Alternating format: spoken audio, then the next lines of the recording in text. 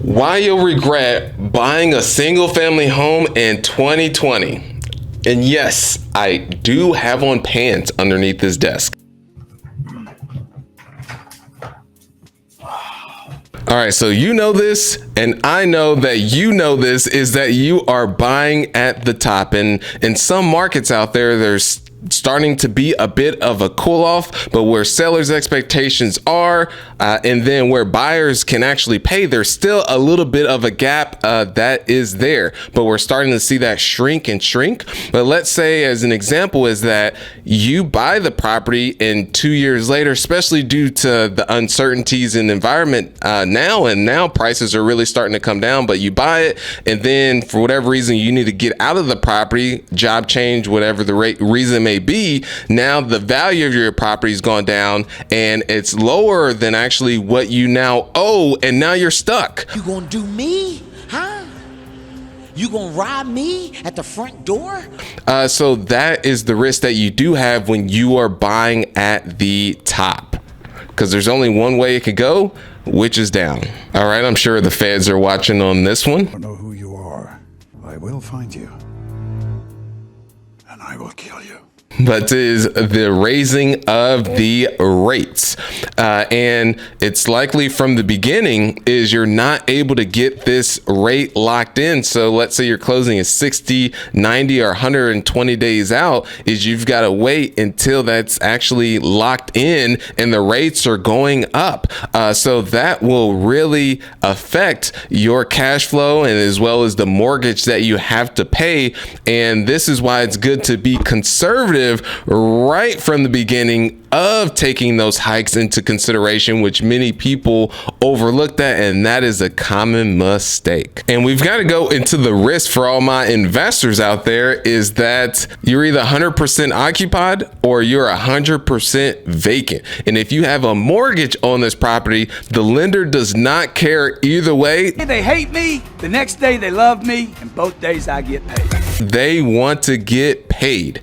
And then also it's very difficult to scale.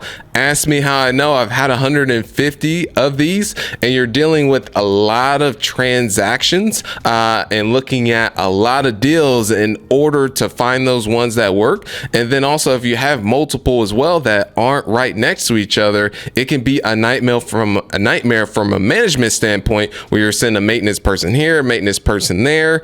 So those are just some things to take into consideration with this. And that sellers' expectations, as I've mentioned in point number one, have not came down just yet.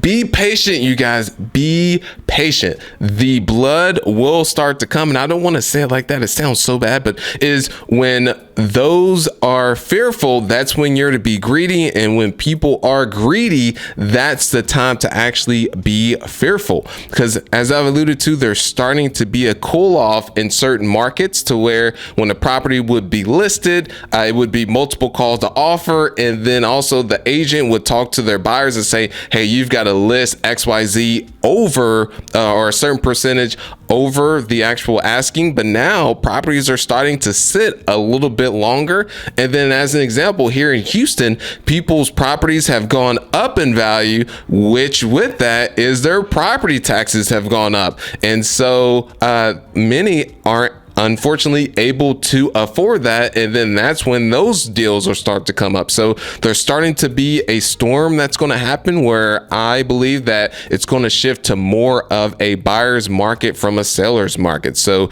stay tuned on that. I am Sterling Odamus with my hat, just forecasting the future. I could be wrong though, but that's just what I'm seeing looking at the data. All right, so that's all, folks. I appreciate you all so much. Keep being awesome, going out there and making things happen. And that's all the reasons why you'll regret buying a single family home. Myself, I'm just a little bit biased because I am in multifamily, but I've just seen so many pros from that because I've been in both of the spaces. And if I were to go do it all over again, I would still start with single family because I got so many lessons learned from that that I was able to apply to multifamily. But at the same time, I'm pulling from both ends. I know I'm gonna be contradicting, is I would prefer to skip over single single family to go right to multifamily is just less moving parts, easier to scale. And then also the ROI on your time is a lot better because I've bought 150 single families and I've also bought a 150 unit apartment complex. So